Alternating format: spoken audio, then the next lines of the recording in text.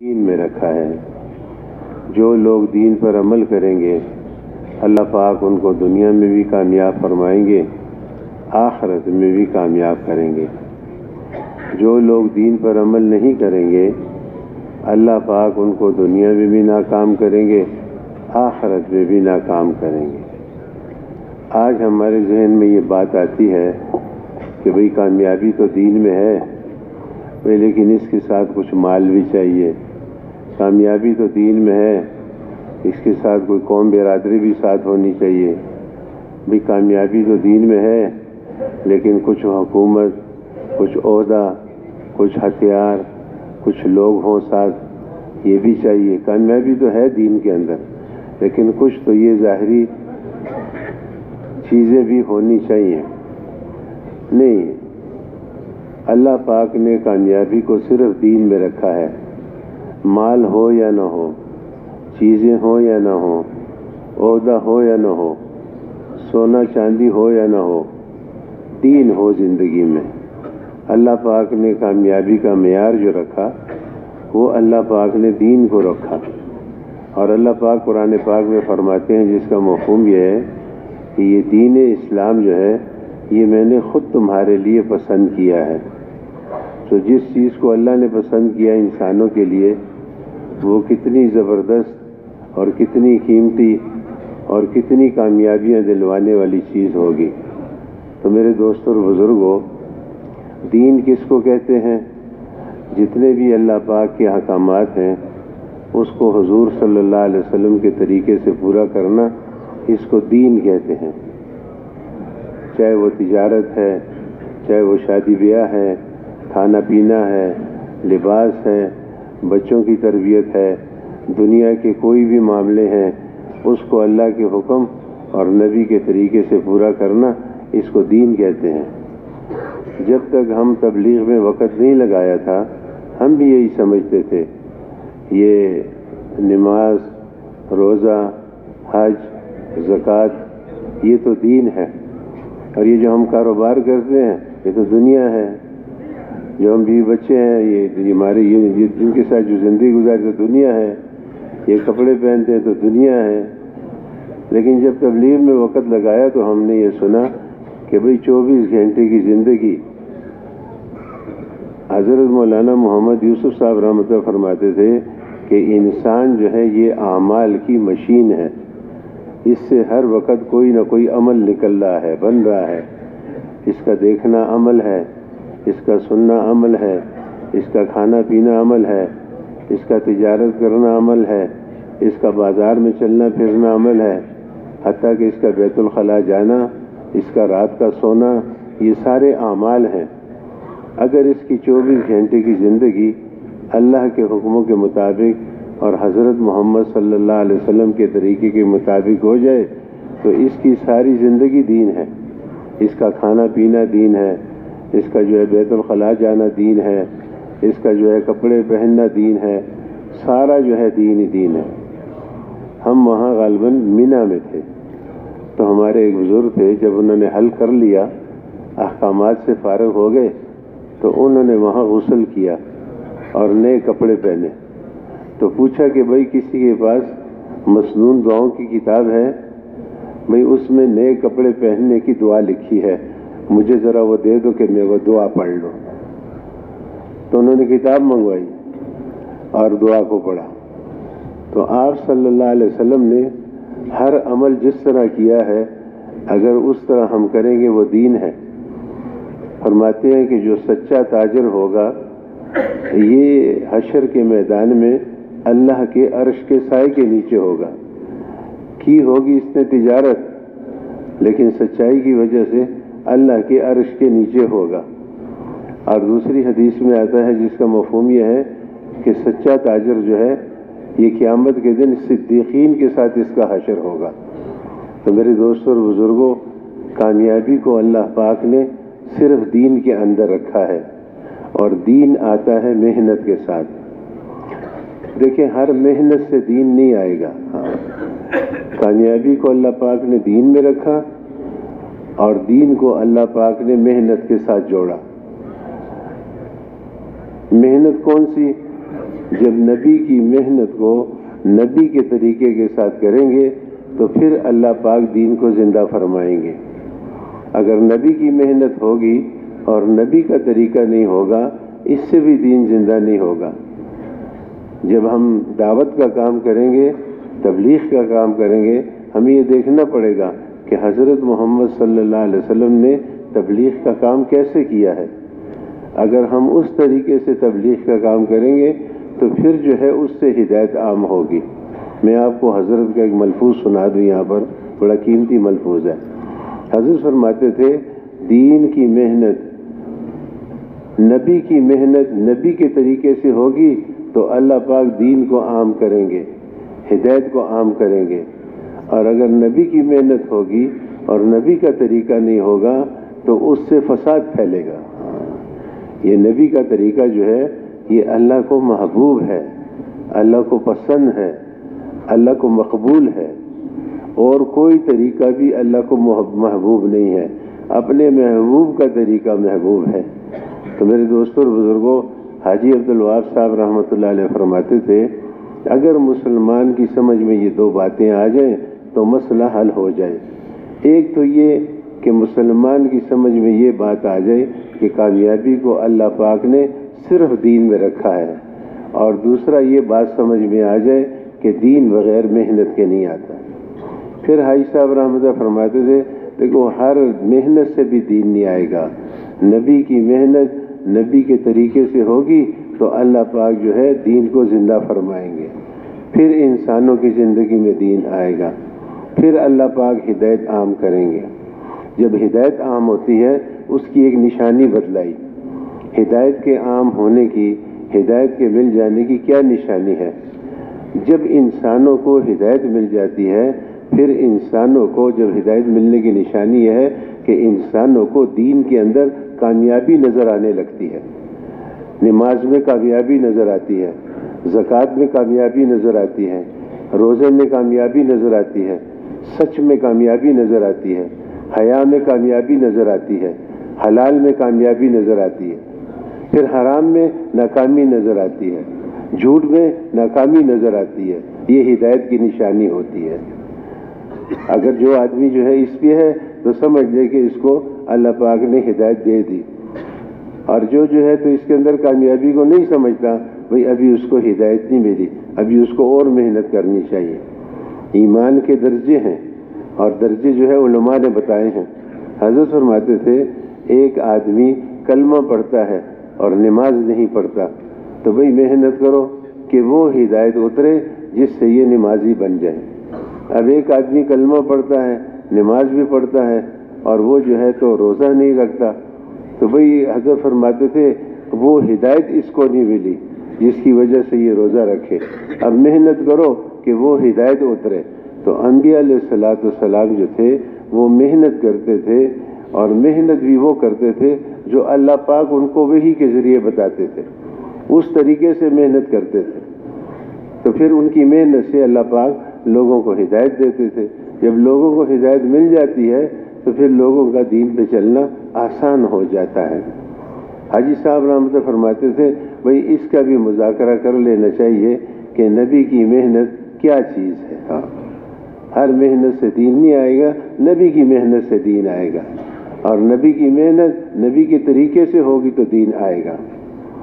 ایک آدمی آیا مسجد نبوی میں پیشاب کرنے لگا، اب صحابہ بھی موجود، آپ صلی اللہ علیہ وسلم بھی موجود، تو صحابہ ایک دم دوڑے اس کو روکنے کے لیے، تو آپ صلی اللہ علیہ وسلم نے صحابہ کو روک لیا، کہا بھئی اس کو جو ہے مت روکو، اس کو تکلیف ہوگی، اس کو جو ہے یہ کام کرنے دو، اس نے غلط کام کیا ہے، لیکن اس وقت اس کو مت روکو۔ نبی کے طریقے کو سیکھنا پڑے گا، پھر جو ہے ہدایت آئے گی۔ اصل میں ہم جو تبلیغ کرتے ہیں، میں حضرت کے الفاظ کہتا ہوں، بڑوں کی باتیں ہیں، اللہ مجھے بھی عمل کی توفیق دے، آپ حضرات کو بھی توفیق دے۔ حضرت فرماتے تھے اصل میں ہم تو آج کل ایسی تبلیغ کرتے ہیں جس میں ہم اپنے دل کا غصہ لوگوں پہ نکالتے ہیں، غصہ لوگوں پہ نکالتے ہیں۔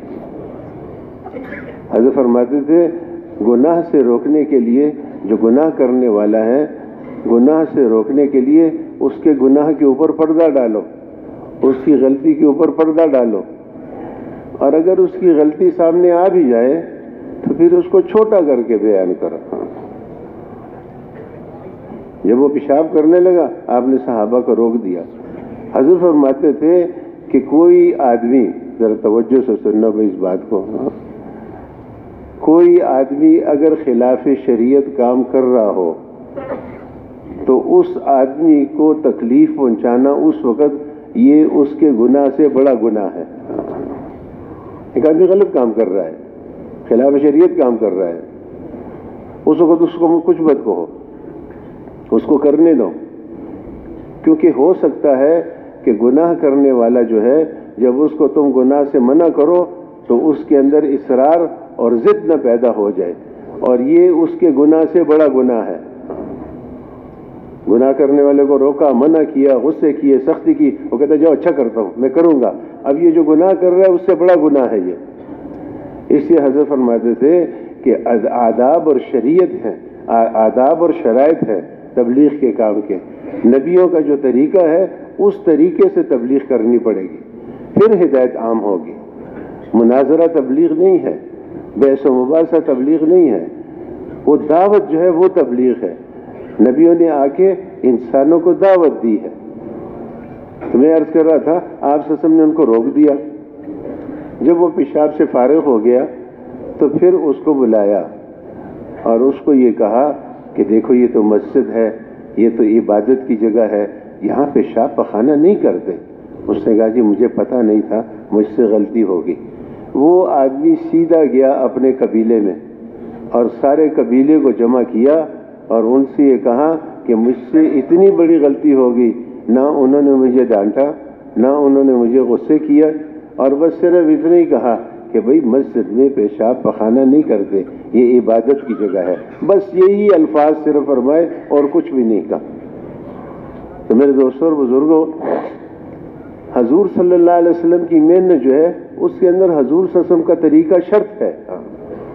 جب یہ محنت حضور کے طریقے سے ہوگی پھر اللہ پاک ہدایت کو عام کریں گے، اور جب ہدایت عام ہوتی ہے تو جیسے بارش برستی ہے تو کوئی اپنے آپ کو بچا نہیں سکتا، اسی طرح جب ہدایت اترتی ہے پھر اپنے آپ کو کوئی دین اسلام میں داخل ہونے سے بچا نہیں سکتا، مجبور ہو جاتا ہے۔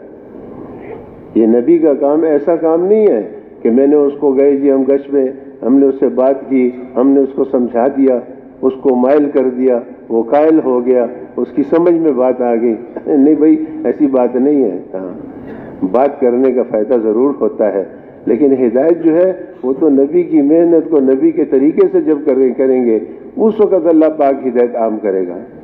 مکے کے اندر بعض مشرکین مکہ ایسے تھے، انہوں نے بیت اللہ کے پردے کو پکڑ کے اور جو ہے تو قسمیں کھائی تھی کہ ہم جو ہے دین اسلام میں داخل نہیں ہوں گے، لیکن جب صحابہ کی محنت اس سطح پہ پہنچ گئی اور آپ صلی اللہ علیہ وسلم کی دعوت اور قربانیاں اس سطح پہ پہنچ گئی اور اللہ نے جب عمومی ہدایت کا فیصلہ کیا تو پھر وہ اپنے کفر میں رہ نہ سکے، ٹک نہ سکے، پھر وہ دین اسلام میں داخل ہوئے۔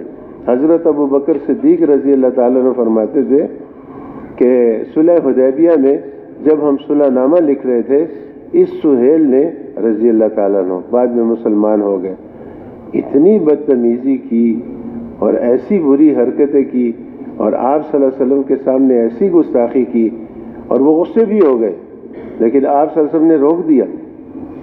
جب وہ صلح نامہ پڑھا گیا، حضرت علی رضی اللہ تعالیٰ عنہ لکھ رہے تھے، اس میں لکھا تھا محمد رسول اللہ صلی اللہ علیہ وسلم کی طرف سے یہ صلح نامہ۔ انہوں نے کہا یہ رسول اللہ تو مٹا دو، اگر اس کو ہم مان لیں پھر تو ہمارا کوئی جھگڑا ہی نہیں ہے، ہم تو اسی کو نہیں مانتے ہیں، صرف محمد لکھو، محمد بن عبداللہ لکھو۔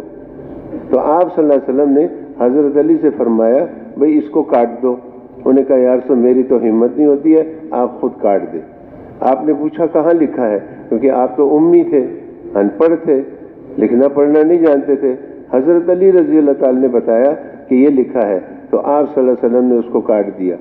تو صحابہ یوں فرماتے تھے کہ صلح حدیبیہ میں تو سہیل کا یہ حال کہ محمد رسول اللہ لکھنے نہیں دیتا تھا، اور پھر اسی سہیل کو ہم نے دیکھا کہ جب آپ صلی اللہ علیہ وسلم وضو فرماتے تھے تو یہ سہیل رضی اللہ تعالیٰ عنہ آپ کے وضو کا پانی زمین پر گرنے نہیں دیتا تھا، ان کو ہاتھوں پہ لے کے کبھی اپنے چہرے پہ ملتا تھا، کبھی اپنے لباس پہ ملتا تھا اور بدن پہ ملتا تھا۔ آپ صلی اللہ علیہ وسلم حجام کو بلایا اور بال جو ہے آپ نے کٹوائے، اس سہیل رضی اللہ تعالیٰ نے ایک بال بھی زمین پر نہیں گرنے دیا۔ تو یہ ہدایت جب آتی ہے، اور ہدایت کب آتی ہے؟ جب نبی کی محنت نبی کے طریقے سے ہوتی ہے۔ اس لیے میرے دوستوں اور بزرگوں، دعوت کا کام کرتے ہوئے، چاہے وہ گشت ہے، چاہے وہ سروزہ ہے، چاہے وہ خصوصی ملاقات ہے، چاہے وہ روزانہ کے 2.5 گھنٹے ہیں، چاہے وہ تعلیم کا حلقہ ہے، ہمیں یہ دیکھنا پڑے گا کہ اس میں حضور صلی اللہ علیہ وسلم کا کوئی طریقہ بھی ہے یا نہیں۔ آپ صلی اللہ علیہ وسلم نے ایک آدمی کو دعوت دی، اس نے آگے سے بہت غلط باتیں کہیں، آپ صلی اللہ علیہ وسلم خاموش رہے۔ اس نے پھر دوبارہ غلط باتیں کہیں، آپ صلی اللہ علیہ وسلم خاموش رہے۔ تیسری مرتبہ اس نے بڑی سخت باتیں کی آپ صلی اللہ علیہ وسلم کو، آپ صلی اللہ علیہ وسلم خاموش رہے۔ کہتے ہیں آسمان سے بجلی آئی، گری اور اس آدمی کو جلا کے رکھ دیا۔ نبی کی محنت میں نبی کا طریقہ، سارے نبیوں کو اللہ پاک نے دعوت والا کام دیا، اور حضور صلی اللہ علیہ وسلم کو بھی اللہ پاک نے دعوت کا کام دیا۔ حاجی صاحب رحمۃ اللہ فرماتے تھے سارے نبیوں نے اور آپ صلی اللہ علیہ وسلم نے اس بات کی دعوت دی ہے انسانوں کو کہ مال سے نہیں ہوتا، اللہ سے ہوتا ہے، چیزوں سے نہیں ہوتا، اللہ سے ہوتا ہے، حکومت سے نہیں ہوتا، اللہ سے ہوتا ہے، عہدے سے نہیں ہوتا، اللہ سے ہوتا ہے، کسی بھی چیز سے نہیں ہوتا، اللہ سے ہوتا ہے۔ حضرت فرماتے تھے آخر میں یہ بھی کہا کرو مجھ سے بھی نہیں ہوتا، اللہ سے ہوتا ہے۔ سارے نبیوں کی یہ دعوت، اور یہ دعوت ایسی دعوت ہے کہ جب دعوت چلتی ہے تو جیسے رات کے اندھیرے میں صبح کا چاندنا خود بخود دکھائی دینے لگتا ہے، اور جب سورج نکلتا ہے تو سارا اندھیرا خود بخود ختم ہو جاتا ہے۔ یہ اللہ کی بڑائی، یہ اللہ کا تعارف، یہ اللہ کا نام لینا، یہ اللہ کی بڑائی لوگوں کو بتانا اور اللہ کی طرف لوگوں کو بلانا، اس کے اندر اللہ پاک نے ایسی تاثیر رکھی ہے۔ اگر پوری کی پوری امت دعوت کے اوپر آ جائے تو جتنے بھی مسائل ہیں، انفرادی ہیں یا اجتماعی ہیں، اندرونی ہیں یا بیرونی ہیں، سب مسائل اللہ پاک حل کر دے۔ آپ یقین جانیں، ہم تجربہ کر کے اس کو دیکھ لیں۔ اس دن ہم نے روزانہ جوڑ والوں کو یہاں بلایا ہوا تھا، 2-3 دن یہاں پر رکھا۔ ہمارے ایک ساتھی نے عصر کو بات کی۔ پہلے تو یہ مشورہ ہوا کہ بھئی مشورہ یہ کریں کہ آخر روزانہ جوڑ والوں سے کیا کہیں۔ تو ایک ساتھی نے کہا کہ جب تک حاجی صاحب حیات تھے تو اس کی دعوت بہت چلتی تھی کہ اللہ سے ہوتا ہے، اللہ کے غیر سے نہیں ہوتا۔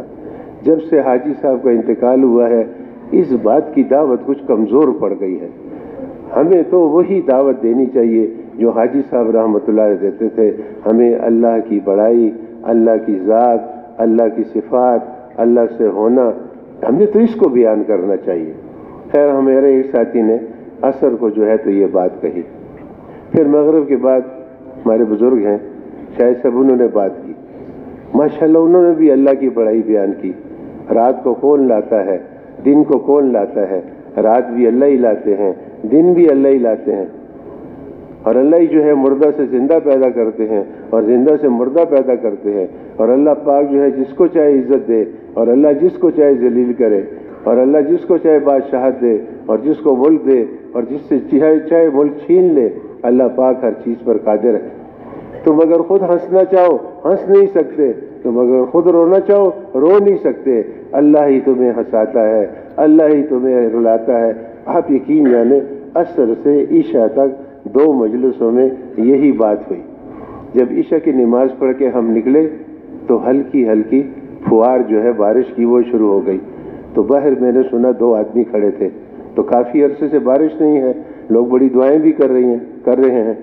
تو ایک آدمی نے دوسرے سے کہا اللہ کا باران شروع شو، تو وہ اس کو کہتا ہے واللہ چې دا د خدای بڑی چې بیانې چې ټولې مسئلې به حل شي پوه شو۔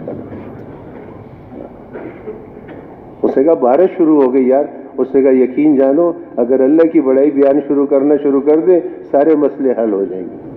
تو انبیاء علیہ الصلوۃ والسلام نے جب مبعوث ہوئے کسی چیز کو نہیں چھیڑا، فتنے بھی تھے، گناہ بھی تھے، اور آپ صلی اللہ علیہ وسلم جب تشریف لائے تو کیا حال تھا مکے کے لوگوں کا؟ ٹھیک ہے آج بھی برائی بہت زیادہ ہے، گناہ بھی ہیں، ساری چیزیں ہیں، لیکن ایسا گناہ نہیں ہے کہ ساری دنیا میں عیسائی یا یہودی یا جو ہے مسلمان تو چھوڑو، یا دوسرے مذاہب کے لوگ بھی، یا کوئی جنگلی لوگ بھی، یا کوئی جانور قسم کے لوگ بھی جو ہے اپنی بچیوں کو زندہ دفن کریں، آج ایسی کوئی مثال کہیں بھی نہیں ملتی ہے۔ آپ صلی اللہ علیہ وسلم جب مبعوث ہوئے اس وقت تو اتنا بڑا گناہ موجود تھا، اتنی بڑی جہالت موجود، آپ صلی اللہ علیہ وسلم نے کسی چیز کو نہیں چھیڑا۔ یہ 360 بت بیت اللہ میں پڑے ہیں ان کو نکالو، یہ بچیاں درگور ان کو مت کرو، یہ شراب مت پیو، یہ زنا مت کرو، کسی چیز کو نہیں چھیڑا۔ آپ صلی اللہ علیہ وسلم نے ان کو جمع کر کے یہ فرمایا اللہ سب سے بڑا ہے، اللہ خالق ہے، اللہ کی ذات موجود ہے، اللہ پاک سب کچھ کرنے والے ہیں، اللہ پاک اپنے کرنے میں کسی کے محتاج نہیں ہے، اور مخلوق ساری کی ساری استعمال ہونے میں اللہ کے حکم اور ارادے کی محتاج ہے۔ آپ صلی اللہ علیہ وسلم نے اس کی دعوت شروع کر دی۔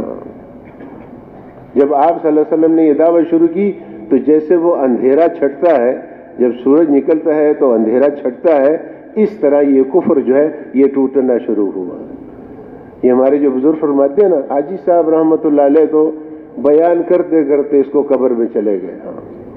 ہم مشورے پہ جاتے تھے، یہ آخری 3-4 سال جو تھے اس میں تو حاجی صاحب رحمۃ اللہ علیہ نے اس کو بہت ہی بیان کیا، ہر مجلس میں تقریباً اس کو بیان کرتے تھے کہ بھئی روزانہ ایمان یقین کی دعوت دو، ہر مسلمان کو چاہیے روزانہ ایمان یقین کی۔ آج صاحب یہ نہیں فرماتے تھے ہر تبلیغ والے کو چاہیے، وہ فرماتے تھے یہ تبلیغ کا کام جو ہے یہ صرف تبلیغ والوں کا کام نہیں ہے، تبلیغ کا کام تو سارے مسلمانوں کا کام ہے۔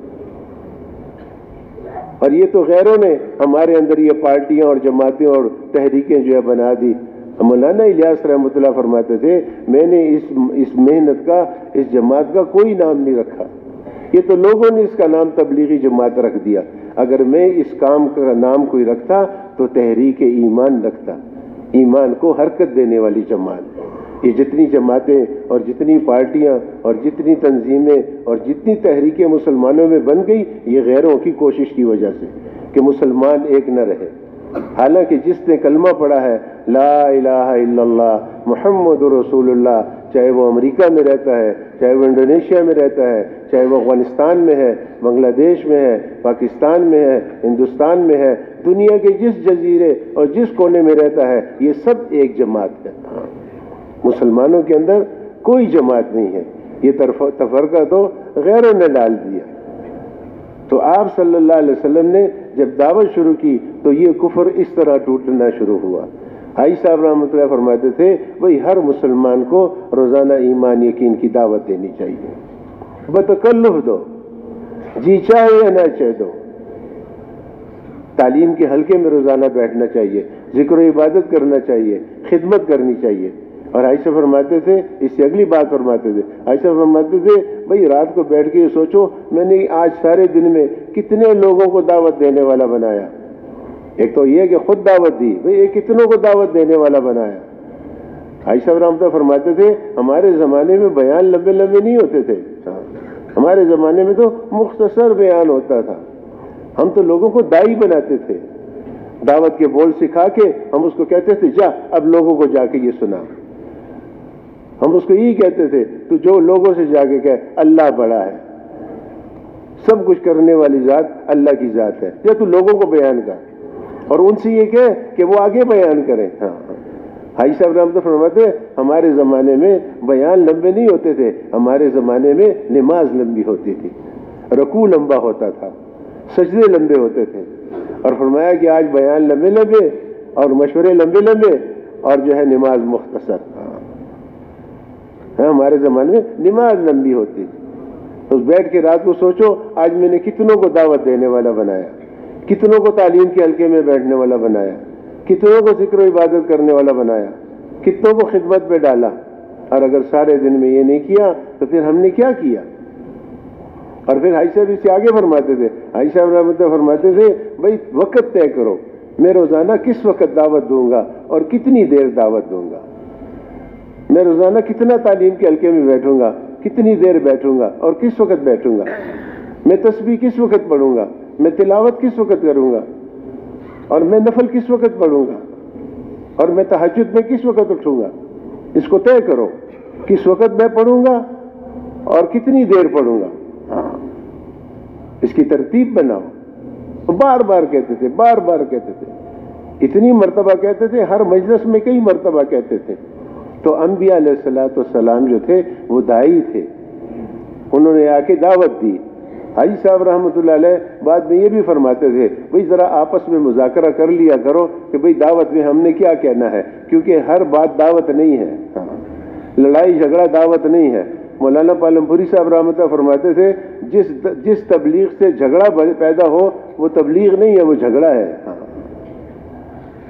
نبیوں کی دعوت کیا تھی؟ یا ایھا المدثر قم فانذر وربک فکبر، اے کملی اوڑھنے والے، مفہوم ایسا ہے آپ اٹھ جائیے، کھڑے ہو جائیے اور آپ لوگوں کو ہم سے ڈرائیے، یعنی دعوت دیجیے، اور دعوت میں کیا کہیے؟ وَرَبَّكَ فَكَبِّرْ، ہماری بڑائی لوگوں کے سامنے بیان کیجیے کہ اللہ بڑا ہے۔ اب اللہ کتنا بڑا ہے کوئی کسی کو کیا سمجھائے گا، مثال سے تو سمجھا نہیں سکتے۔ یہ مثال دینا اللہ دریا سے بڑے ہیں، اللہ پہاڑ سے بڑے ہیں، اللہ آسمان سے بڑے ہیں، یہ تو کوئی مثال ہی نہیں ہے۔ اللہ پاک خود فرماتے ہیں وَلِلَّهِ الْمَثَلُ الْأَعْلَىٰ، اللہ پاک کو مثال دے کے تم نہیں سمجھا سکتے کسی کو کہ اللہ کتنے بڑے ہیں۔ ہاں اللہ نے اپنی اس مخلوق کو بنایا، اس کو دیکھ کر جو ہے سوچو۔ یہ تو اب سائنسدان کہہ رہے ہیں کہ سورج زمین سے اتنے کروڑوں گنا بڑا ہے، اور ایک ایک ستارہ اور ایک ایک سیارہ اتنا بڑا ہے زمین آسمان سے، اور جو ہے تو یہ آسمان اتنا بڑا ہے اور یہ سیارے اتنے بڑے ہیں اور یہ فلاں۔ وہ تو اس وقت اللہ پاک نے سورہ یاسین میں فرما دیا جس کا مفہوم یہ ہے ہم نے اس کی منزلیں طے کی ہوئی ہیں، اللہ نے ایک نظام بنایا ہے۔ اب یہ سائنسدان لوگ کہتے ہیں اگر یہ ستارے آپس میں ٹکرا جائیں یا سورج ٹکرا جائے اور یہ چاند ایک آپس میں ٹکرا جائیں ستاروں کے ساتھ یا سورج کے ساتھ تو ساری دنیا تباہ ہو جائے گی، غرق ہو جائے گی۔ اس نظام سے یہ جو ہے تو ان کا دماغ کام نہیں کرتا کہ یہ کیسا نظام بنایا ہے اور یہ کون ہے۔ انبیاء علیہ الصلوۃ والسلام نے آ کے اس بات کو بیان، اللہ بڑا ہے، اس کی عبادت کرو، اس کو اپنا خالق اور مالک جانو۔ تو چونکہ آپ صلی اللہ علیہ وسلم آخری نبی ہیں، آپ کے بعد دوسرا کوئی نبی نہیں آئے گا۔ مفتی صاحب رحمۃ اللہ علیہ، مولانا محمد احمد صاحب رحمۃ اللہ، ہمارے سارے بزرگ جو ہے وہ اس آیت کو بار بار پڑھتے تھے کہ میں تم لوگوں کو اللہ کی طرف بلاتا ہوں اور یہ میرا راستہ ہے، میرا بھی یہی راستہ ہے اور تمہارا بھی یہی راستہ ہے، جو میرے ماننے والے ہیں ان کا بھی یہی راستہ ہے۔ تو امت کا بھی یہی کام جو نبی کا کام، تو آپ صلی اللہ علیہ وسلم نے اپنی امت کو دعوت پہ ڈالا۔ حضرت ابوبکر صدیق رضی اللہ تعالیٰ عنہ کو پہلے دن ہی دعوت پہ ڈالا۔ وہ جو ہے مشرکین مکہ کو دعوت دیتے تھے۔ اچھا مشرکین مکہ جو ہے وہ اس بات سے بہت چڑھتے تھے، وہ یہ کہتے تھے کہ ہمارے جو خدا ہیں وہ 360 ہیں، نعوذ باللہ، اللہ بھی ہیں لیکن اللہ ان کے بغیر کچھ نہیں کر سکتے، نعوذ باللہ، اللہ کرتے ہیں لیکن ہمارے یہ خدا جب ان کی مدد کرتے ہیں پھر اللہ کرتے ہیں، اس لیے ان کو مشرکین کہا گیا، یہ شرک کرتے ہیں۔ مشرکین مکہ جو تھے وہ اللہ کو مانتے تھے، وہ یہ بھی کہتے تھے، اللہ نے خود قرآن میں فرمایا جب ان سے پوچھو کہ آسمان کس نے بنایا ہے، یہی کہیں گے اللہ نے بنایا ہے، لیکن کہتے ہیں کہ نہیں ہمارے یہ 360 خدا بت جو ہے خدا یہ ان کی مدد۔ آپ صلی اللہ علیہ وسلم کی جو دعوت تھی وہ بت سے انکار کی دعوت تھی اور اللہ سے اس بات کی دعوت تھی کہ نہیں بت نہیں دیتا، اللہ دیتے ہیں۔ انہوں نے تو علیحدہ علیحدہ بت بنائے ہوئے تھے، جب ان کو بارش کی ضرورت ہوتی تھی بارش کا بت تھا، جب اولاد کی ضرورت ہوتی تھی اولاد کا بت تھا، اولاد نہیں ہوتی تھی اس بت کی پوجا کرتے تھے، یہ ہمیں اولاد دے گا۔ سفر کا علیحدہ بت تھا، کھانے پینے کا علیحدہ بت تھا، لباس کا علیحدہ بت تھا، شادی کا علیحدہ بت تھا، 360 دن سال کے اور 360 بت، روزانہ جو ہے علیحدہ علیحدہ بت کی عبادت کرتے تھے۔ آپ صلی اللہ علیہ وسلم نے آ کے سب کا انکار کیا کہ نہیں بت رزق نہیں دیتا، اللہ رزق دیتے ہیں، بت اولاد نہیں دیتا، اللہ اولاد دیتے ہیں، بت شادی نہیں کرواتا، اللہ شادی کرواتے ہیں۔ تو ان کو اس سے بہت چڑ تھی. یہ جو مشرکین مکہ نے مخالفت کی اور پھر اس کے بعد تکلیفیں پہنچانا شروع کی، تو وہ یہ کہتے تھے، ان کے چچا سے بھی یہی کہا کہ اس کو منع کرو، ہمارے خداؤں کو برا نہ کہے بس. اور آپ صلی اللہ علیہ وسلم نے اپنے صحابہ کو بھی اسی دعوت میں ڈالا. شروع میں تو ان کی سمجھ میں نہ آیا، پھر انہوں نے مخالفت کی، پھر انہوں نے تکلیفیں دینی شروع کر دی. ایسی تکلیفیں دیں. حکایات صحابہ میں ماشاءاللہ ہم روزانہ پڑھتے اور سنتے ہیں. ساری رات کوڑوں سے مارنا کوئی آسان کام ہے؟ حضرت بلال رضی اللہ تعالیٰ عنہ کو ساری رات کوڑوں سے مارتے تھے کہ دین اسلام سے ہٹ جاؤ، اپنا دین تم نے کیوں بدلا، واپس اپنے دین میں آ جاؤ. ایک مارتا تھا، جب وہ تھک جاتا تھا پھر دوسرا شروع ہو جاتا، پھر دوسرا، اب ساری رات مارنا. اور صبح جو ہے انہی زخموں کے ساتھ گرم ریت پہ لٹا دیتے تھے اور پھر ان کے سینے پہ بھاری پتھر رکھ دیتے تھے اور کہتے تھے ایسی طرح تڑپ تڑپ کے جان دے دے اور یہاں جو ہے اپنے دین میں واپس آ جا.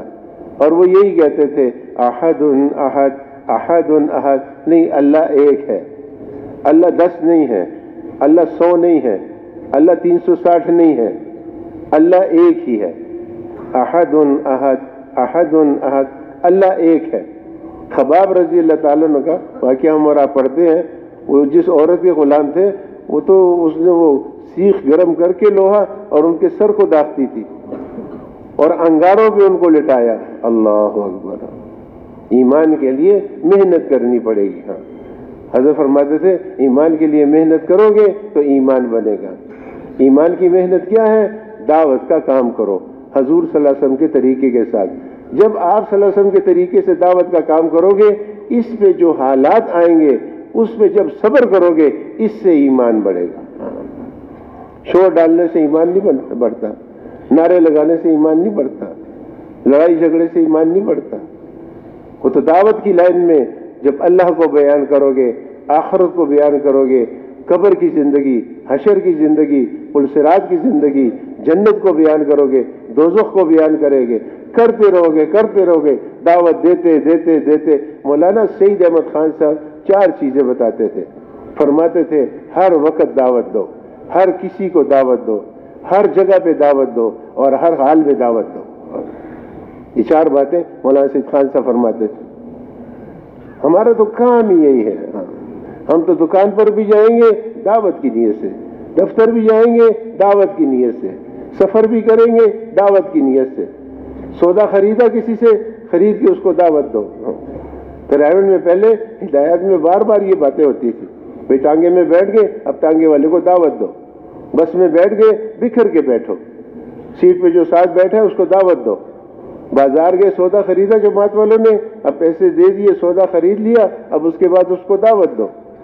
دکان میں اپنی دکان میں گئے، گاہک آیا، اس پہ سودا بیچا، پیسے اس سے لے لیے، قصہ ختم. اب اس کا اکرام کرو، اس کی خدمت کرو، اس کو چائے پلاؤ، اس کو قہوہ پلاؤ، اس کو دعوت دو، اس کو 4 مہینے کے لیے تیار کرو.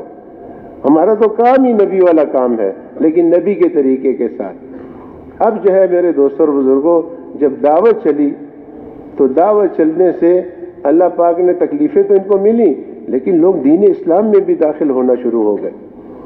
اب ایک گھر ہے تو ایک گھر میں جو ہے تو بہنیں بھی ہیں، بھائی بھی ہیں، ماں باپ بھی ہے، اس میں چند لوگ مسلمان ہو گئے اور چند لوگ مشرک ہیں. ہر گھر کے اندر جو ہے ایک عجیب حال ہو گیا. جگہ جگہ پہ حضرت فرماتے تھے حرم کے اندر حلقے لگے ہوتے تھے اور یہی تذکرے ہوتے تھے کہ یہ آدمی کیا کہہ رہا ہے، یہ آدمی کون سی بات کہہ رہا ہے. ہم نے تو اس بات کو چھوڑ دیا. اگر ہم اس بات کو شروع کر دیں، بازاروں میں یہ بات چل پڑے، مارکیٹوں میں یہ بات چل پڑے، غریب امیر، چھوٹا بڑا، مرد عورتیں، بچے بوڑھے، ہر جگہ پہ یہ فضا ہو جائے اللہ بڑا ہے، اللہ جو ہے مخلوق کے بغیر سب کچھ کر سکتا ہے اور مخلوق اللہ کے ارادے کے بغیر نہ نفع دے سکتی ہے، نہ نقصان دے سکتی ہے، نہ کامیاب کر سکتی ہے، نہ ناکام کر سکتی ہے. اللہ پاک جو ہے مخلوق جو ہے نفع نقصان میں اللہ کے ارادے کی محتاج ہے اور اللہ پاک نفع دینے میں کسی چیز کا محتاج نہیں. اللہ بڑا ہے، اللہ خالق ہے، اللہ مالک ہے، اللہ رازق ہے، اللہ سمیع ہے، اللہ بصیر ہے، اللہ دوار ہے. اگر یہ تذکرے شروع ہو جائیں، یہ جتنے مارکیٹوں کے اندر پریشانیاں بنی ہیں یہ سب پریشانیاں ختم ہو جائیں گی، خدا کی قسم ختم ہو جائیں گی۔ یہ گھروں کے اندر جتنی پریشانیاں ہیں، اگر یہ گھروں کے اندر بات شروع ہو جائے، گھروں کے اندر سے پریشانیاں ختم ہو جائیں گی۔ سارے انبیاء علیہ السلام کی زندگی جو ہے دلیل ہے، حضور صلی اللہ علیہ وسلم کی زندگی شاہد ہے، حضرات صحابہ کرام کی زندگی نمونہ ہے، اور اس دور میں بھی آپ کو بہت سے ایسے جو ہے تو نمونے مل جائیں گے کہ دعوت کی وجہ سے اللہ پاک نے کیا خوشحالی اور کیا سکون اور کیا عافیت ان لوگوں کو عطا فرمائی۔ دعوت نہیں دیں گے پریشان ہوں گے، مال بھی ہوگا پریشان ہوں گے، چیزیں بھی ہوں گی پریشان ہوں گی۔ ایک آدمی دوسرے آیا مجھے، بڑا کروڑ پتی آدمی، تو دوسرے اس کی باتیں سے وہ کہتے ہیں یار زڑ بات خور وقت آ رہی پوچھے کہنا کروڑوں روپے ہیں یقین جانے، اور وہ بیٹھتے ہیں حاجی صاحب حالات ٹک نہ دی، حالات ٹک نہ دی۔ کیا ٹک نہ دی؟ میں نے کہا رات کو آپ نے کیا کھایا؟ کہتے نہیں وہ تو بات آپ کی صحیح ہے۔ میں نے کہا آپ نے کتنے اچھے کپڑے پہنے ہوئے ہیں؟ یہ بات تو صحیح ہے۔ کہتا ہے نہیں، کہتا ہے یار ہماری بات نہیں ہے، پریشانی ہے۔ پریشانی نہیں ہے، پریشانی کیا چیز ہے؟ بے دینی پریشانی ہے، اللہ سے دوری پریشانی ہے، اللہ کے احکامات کے اوپر نہ چلنا یہ سب سے بڑی پریشانی ہے، حضور صلی اللہ علیہ وسلم کی سنت پہ عمل نہ کرنا یہ سب سے بڑی پریشانی ہے، اور جس کام کے لیے اللہ پاک نے ہمیں دنیا میں بھیجا اس کو اپنی زندگی کا مقصد نہ بنایا یہ سب سے بڑی پریشانی ہے۔ میں ایک مثال دیا کرتا ہوں، جب یہ محلے میں بجلی خراب ہو جاتی ہے تو واپڈے والے آ کے لوگوں کی استریاں ٹھیک نہیں کرتے، واشنگ مشینیں ٹھیک نہیں کرتے، بلب ٹھیک نہیں کرتے، پنکھے ٹھیک نہیں کرتے، وہ تو اس جگہ کو ٹھیک کرتے ہیں جہاں نقصان ہوتا ہے، ٹرانسفارمر۔ جب وہ اس کو ٹھیک کر دیتے ہیں اور ٹرانسفارمر ٹھیک ہو جاتا ہے پھر لوگوں کے ایئر کنڈیشن بھی چلتے ہیں، ایک گھر کے نہیں سارے محلے کے گھر میں ساری چیزیں، کم میں بھی جل پڑتے ہیں اور پنکھے بھی چل پڑتے ہیں اور واشنگ مشین بھی اور استریاں بھی اور ساری چیزیں ٹھیک ہو جاتی ہیں۔ آج ہم نقصان والی چیز پہ بات ہاتھ انگلی نہیں رکھتے، اور وہ کیا ہے؟ وہ دعوت نہ دینا، کیونکہ دعوت سے ایمان بنتا ہے اور ایمان ہی ساری پریشانیوں کا علاج ہے۔ جتنا مضبوط ایمان ہوگا اتنا انسان حالات سے متاثر نہیں ہوگا۔ ہمارے بزرگ ہیں، انہوں نے کہا بیان کیا یہاں پشاور میں ہی، تو انہوں نے کہا کہ بہت سے لوگ ایسے ہیں جن کے لیے جو ہے نا بہت بڑی بڑی باتیں وہ کوئی حیثیت ہی نہیں رکھتی، جب ان کے سامنے بات ہے تو یار کیا ہے یار کچھ بھی نہیں ہے، اور میرے جیسے جو کمزور دل آدمی، کمزور ایمان والا آدمی میرے سامنے جب بات کرو گے نا میں یہ کہوں یار اب کیا ہوگا یار، یہ تو بڑا کام خراب ہو گیا یار۔ اللہ کو بھولے ہوئے ہیں، کیونکہ اللہ تو یاد آئے گا دعوت سے۔ جو آدمی صبح سے لے کے رات تک یہ کہے گا کہ اللہ سے ہوتا ہے، اللہ کے غیر سے نہیں ہوتا، تو آپ صلی اللہ علیہ وسلم نے اپنے صحابہ کو اس پر ڈالا۔ دیکھو جب دعوت چلتی ہے حالات آتے ہیں، اور یہ حالات کس لیے آتے ہیں؟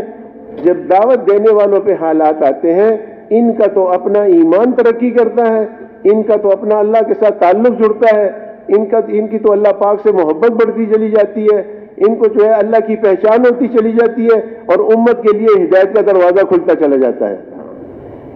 یہ دعوت انبیاء علیہ السلام کا کام ہے۔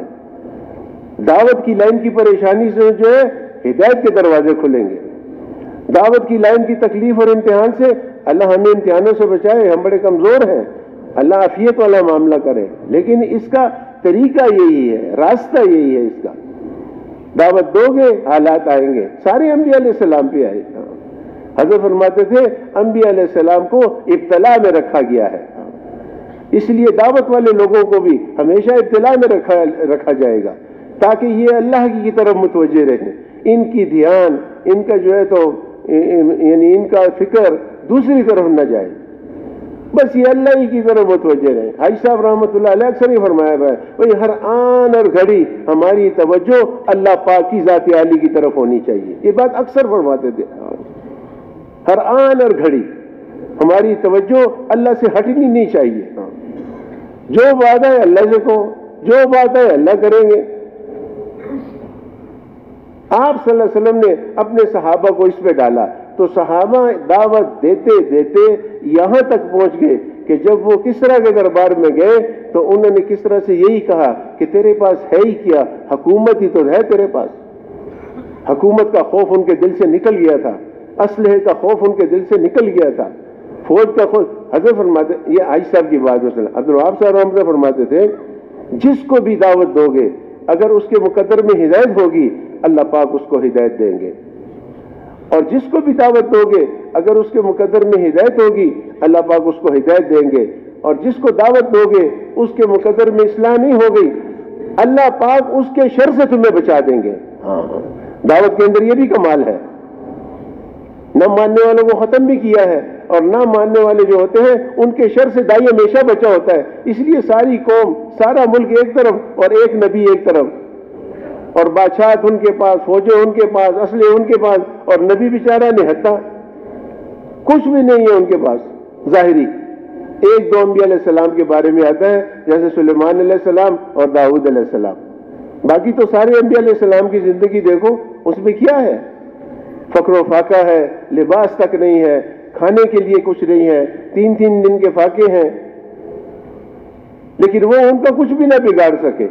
تو دائی جو ہوتا ہے وہ شر سے بھی محفوظ ہوتا ہے لوگوں کے، یہ دعوت کے اندر اللہ نے یہ کمال رکھا ہے۔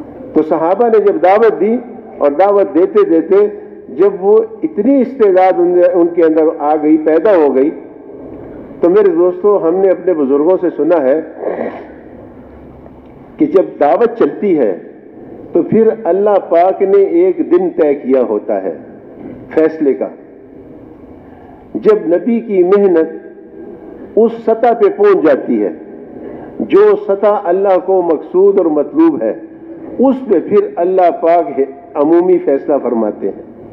پھر اس دن جو ہے جس کو ہدایت ملنی ہوتی ہے اس کو ہدایت مل جاتی ہے، اور جس کو ٹکڑے ٹکڑے ہونے ہوتے ہیں اس کے پھر ٹکڑے ٹکڑے ہوتے ہیں۔ دوستوں یہ دعوت معمولی دعوت نہیں ہے، یہ دعوت خود اللہ پاک نے بھی دی ہے، اور یہ دعوت جو ہے انبیاء علیہ السلام کو اللہ نے دی ہے، اور یہ ایک دو ہمارے پاس دلیلیں نہیں ہیں۔ انبیاء علیہ السلام 1,24,000 انبیاء علیہ السلام کی زندگی اگر دیکھو گے سب میں یہی ملے گا کہ نہ ماننے والوں کا کیا حشر ہوا اور ماننے والے کیسے کامیاب ہوئے، چاہے وہ تھوڑے سے ہی ہو، چاہے وہ 80-82 جیسے نوح علیہ السلام کے زمانے میں، لیکن کیسے کامیاب ہو گئے۔ اب پانی تھا، حالانکہ نوح علیہ السلام کے بیٹے کے لیے بھی پانی تھا، لیکن ان لوگوں کے لیے نہیں تھا جنہوں نے دعوت کو قبول کیا، اور وہ سارے غرق ہوئے جنہوں نے دعوت نہیں مانی اور اس کو قبول نہیں کیا، چاہے وہ نبی کا بیٹا تھا، چاہے وہ نبی کی بیوی تھی، چاہے جو کوئی بھی تھا۔ بعض اوقات ہم بھی کہتے ہیں نا میرا فلاں رشتہ دار اتنا بڑا بزرگ ہے، اور ہم ایک خصوصی گشت میں گئے تو ایک آدمی کو دعوت دی اس کے گھر میں بیٹھ کے، تو وہ یہی کہتا تھا میرے چاچے نے سال لگایا ہے، اور میرا جو ہے ماموں کا بیٹا جو ہے وہ بھی 4 مہینے لگایا ہے۔ وہ عبد الرحمان بابا رحمت اللہ علیہ ان کا ایک شعر ہے، شعر تو پشتو میں ہے، وہ کہتے ہیں کمنا وچ پخپل خیسہ نوی سو کے سکان دی خواہش دا بورنیا، جو دلہن خود خوبصورت نہ ہو، اس کی ماں بہت خوبصورت ہے، اس کی نانی بہت خوبصورت ہے۔ یہ نوح علیہ السلام کے بیٹے کے اوپر عبد الرحمان بابا نے یہ شعر کہا ہے۔ بھئی اپنا عمل بتاؤ، اپنا عمل، اپنے ایمان کی بات کرو، اپنے عمل کی بات کرو، اپنے اللہ کے تعلق۔ آپ صلی اللہ علیہ وسلم نے ہر صحابی کو یہ بات سمجھائی کہ تو نے اپنا تعلق اللہ سے جوڑنا ہے۔ یہ دعوت جو ہے سب سے پہلے اپنے نفع کے لیے ہے، جیسے تاجر تجارت کرتا ہے اس تجارت کا نفع سب سے پہلے تاجر کو پہنچتا ہے، ٹھیک ہے لوگوں کو بھی چیزیں ملتی ہیں اس دکان سے، لیکن پہلے جو نفع ہے وہ تاجر کو ملتا ہے۔ اسی لیے یہ امر بالمعروف اور نہی عن المنکر کا نفع سب سے پہلے اس کو کرنے والوں کو ملتا ہے، اور اس کا نفع کیا ہے؟ دعوت سے ایمان بنتا ہے، دعوت سے انسان اللہ کو پہچانتا ہے، دعوت سے انسان اللہ کے قریب ہوتا ہے، اس کی ذات، اس کی صفات، اس کی قدرت، اس کی بڑائی، اس کا نظام، یہ چیزیں سمجھ میں آتی ہے دعوت سے۔ دعوت کے اندر سب سے زیادہ تاثیر یہ ہے سب سے پہلی کہ اس سے کفر ختم ہوتا ہے، اس سے شرک ختم ہوتا ہے، اس سے الحاد ختم ہوتا ہے، اس سے ایمان آتا ہے، اس سے انسان اللہ کو پہچانتا ہے۔ مکے کے بت پرستوں نے حضور صلی اللہ علیہ وسلم کی دعوت سے اللہ کو ایسا پہچانا کہ اللہ نے پھر ان پہ سلام بھیجے۔ یہ نبیوں کی شان تھی، نبیوں پہ اللہ نے سلام بھیجے، لیکن اس امت کی امتیوں نے ایسے کام کیے اور ایسا کردار ادا کیا کہ اللہ پاک کی رحمت کو جوش آیا، اللہ پاک نے اس امت کے امتیوں پہ بھی سلام بھیجا۔ جب ابراہیم علیہ السلام نے اپنے بیٹے کو ذبح کر دیا، علماء کرام سے ہم نے سنا، تو وہ سمجھ گئے کہ اب میرا بیٹا، کیونکہ آنکھیں انہوں نے بند کی ہوئی تھی، پٹی باندھی تھی، تو جب ان کا احساس ہوا کہ بچہ تو اب ذبح ہو گیا تو جب پٹی کھولی آنکھوں سے تو دیکھا کہ اسماعیل علیہ السلام وہاں کھڑے ہیں اور ایک دمبا جو ہے وہ ذبح ہو چکا ہے. تو یہاں پھر اللہ پاک نے فرمایا، جس کا مفہوم یہ ہے، اے ابراہیم تو نے اپنا خواب سچا کر دکھایا. قد صدقت رؤیا، تو نے اپنا خواب سچا کر دکھایا. اس کے بعد اللہ پاک نے فرمایا سلام علی ابراہیم، اے ابراہیم میرا تجھ پر سلام ہے. اور سارے نبیوں پہ اللہ نے سلام بھیجا ہے، لیکن اس امت کے امتیوں نے بھی حضرت ابوبکر صدیق رضی اللہ تعالیٰ پہ سلام آیا ہے، حضرت خدیجہ رضی اللہ تعالیٰ پہ سلام آیا ہے. یہ دعوت کا کام یہ معمولی کام نہیں. اللہ پاک نے ایک وقت ایک دن مقرر کیا ہوتا ہے. تو دعوت دیتے دیتے صحابہ جب قربانیاں کرتے کرتے، مجاہدے کرتے کرتے اس لائن کی، اور جب وہ ایک سطح پہ پہنچ گئے جو اللہ کو مطلوب ہوتی ہے اور جس پہ اللہ فیصلہ کرتے ہیں، تو پھر اللہ نے اس دن فیصلہ فرما دیا، اور وہ دن تھا بدر کا دن. آپ صلی اللہ علیہ وسلم کو جبریل علیہ السلام نے اطلاع دی کہ ابو سفیان جو ہے رضی اللہ تعالیٰ عنہ، اس وقت مسلمان نہیں ہوئے تھے، یہ ایک قافلہ لے کے آ رہے ہیں اور اس قافلے کا راستہ آپ روکیں. اس کے اندر علماء کرام فرماتے ہیں آج کل کے حساب سے کوئی کروڑوں کا جو ہے تو مال تھا، اسلحہ تھا، ہتھیار تھے، اور وہ مسلمانوں کے خلاف استعمال ہونے تھے. تو جبریل علیہ السلام آئے کہ اللہ نے حکم دیا ہے کہ ان کا راستہ روکیں، اور ابھی فوراً نکلیں اور صحابہ سے کہیں کہ جو موجود ہے اس کو لے لو، تلواروں کے پیچھے دور مت جاؤ، سواری کے پیچھے دور مت جاؤ، بس جو قریب قریب میں لے لو. تو آپ صلی اللہ علیہ وسلم نے صحابہ کو اطلاع دی، وہ قریب میں کو 5-7 سواریاں کو 8-10 تلواریں تقریباً اسی طرح تو لے کے تو وہ چل پڑے. اور یہ اتنے تیز چلے کہ قافلہ ابھی وہاں پہنچے ہی نہیں تھا اور یہ آگے پہنچ گئے، ان سے آگے ہو گئے. جب ابو سفیان کا قافلہ ایک جگہ سے گزرا تو اس نے وہاں پر کچھ ایسے آثار دیکھے جیسے یہاں پر کسی نے رات گزاری ہو. تو تھا بڑا عقلمند آدمی، سواری سے اترا اور اونٹ کی ایک مینگنی کو اٹھایا اور اس کو جب توڑا تو اس میں سے کھجور کی گٹھلی نکلی. تو کہا یہ تو یثرب کے لوگ ہمارے پیچھے آئے ہیں اور ہمارا راستہ روکنے لگے ہیں. تو اس نے یہاں سے راستہ بدل دیا اور سمندر کا راستہ اختیار کر لیا. اور ایک قاصد، اس وقت یہ رواج تھا کہ اگر کوئی خطرناک بات ہو تو قاصد کو جو ہے ننگا کر کے سواری پہ الٹا بٹھاتے تھے، اس سے وہ علاقے والے سمجھ جاتے تھے کہ کوئی خطرناک بات ہے. تو ایک آدمی کو جو ہے فوراً بھجوایا تیز رفتار گھوڑا دے کے کہ جاؤ مکے والوں کو خبر کرو کہ حضور صلی اللہ علیہ وسلم ہم پہ حملہ کرنے والے ہیں. جب وہ وہاں پر پہنچا اس نے شور ڈال دیا. یہ سارے سردار اور مکے کے مشرک جمع ہو گئے. انہیں پوچھا کیا بات ہے؟ انہیں کہا محمد بن عبداللہ صلی اللہ علیہ وسلم وہ ہم پہ حملہ کرنے کے لیے آئے تھے، ہم تو بچ کے نکل آئے. انہوں نے کہا اچھا ان کی یہ مجال، ان کی یہ ہمت. اتنے میں ابو سفیان بھی پہنچ گئے رضی اللہ تعالیٰ عنہ. انہوں نے کہا چلو ہم بچ کے آ گئے یار کوئی بات نہیں. انہوں نے کہا نہیں ہم ان کو چھوڑیں گے نہیں. ہاں دیکھو دعوت والوں کو کم نہیں سمجھنا چاہیے. سیدھے سادے لوگ، سیدھی سادی جماعت، کسی کے کپڑے پرانے، کسی کے کپڑے میلے، کمزور سے بستر اور تھوڑا سا اجتماعی برتن اور پگڑیاں بھی ان کی میلی اور جرابے اور جوتے بھی ایسے. لیکن ہمیں کیا پتا ہے اس کے پیچھے اللہ کا کیا زبردست نظام ان کے ساتھ ہے. مولانا محمد الیاس صاحب رحمۃ اللہ فرمایا کرتے تھے کہ دیکھو اللہ کے راستے میں نکل کر کسی کو بد دعا نہ دینا، تمہاری زبانیں تلوار بن جائیں گی، جس کسی پر سونت لوگے اس کی گردن اڑ جائے گی اور اس کے ٹکڑے ہو جائیں گے. اور یہ فرماتے تھے مولانا اسلم صاحب. مولانا فرماتے تھے یہ تو اللہ کا شکر ہے کہ وہ ہماری دعاؤں کو ظاہر نہیں فرماتے، اسباب میں رلا ملا کر ظاہر فرماتے ہیں، ورنہ ہم کب کے بگڑ چکے ہوتے. یہاں دعا کی وہاں قبول، یہاں دعا کی وہاں قبول. اس سے تو بہت سے لوگ بگڑ گئے. کچھ نظر آیا، کچھ دیکھ لیا، اس کو اپنی کرامت سمجھ لی، حماقت ہو گئی. مولانا فرماتے تھے راستے سے ہٹے اور قافلے سے جو ہے تو بچھڑ گئے. اور مولانا محمد یوسف صاحب رحمۃ اللہ فرماتے تھے کہ استقامت جو ہے یہ کرامت سے بڑی ہوئی چیز ہے.